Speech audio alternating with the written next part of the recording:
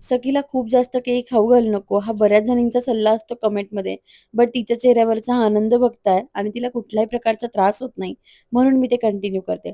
आज आमच्या फ्लोअरवरच्या सगळ्याच मुलांची सकाळ लवकर झाली होती, म्हणून सकाळी-सकाळी धिंगाणा सुरू होता. सखीचं खाणं-पिणं झालं, ती झोपली. मग आवरून आम्ही गेलो होतो सुखकर्ताला.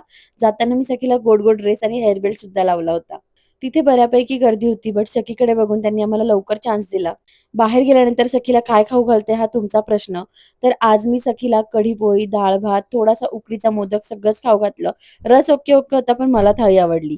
आम्हाला घरी सोडून निखिल तेल मालिश करायला गेला. आल्यानंतर हजार रावण्या करून मी त्याच्याकडनं एक रील शूट करून घेतलं.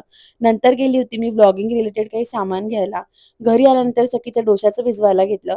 त्यासाठी सगळ्या डाळी मिक्स करून तेवढ्याच प्रमाणात तांदूळ घेऊन ते भिजत घातले. आज मी माझ्या व्लॉगिंग किटवर खूप खर्च केलाय, ज्यातून काहीतरी मिळतंय. त्यावर खर्च करायला हरकत नाही म्हणून मी हिंमत केलीये. आजपुरतं एवढंच. भेटूयात आपण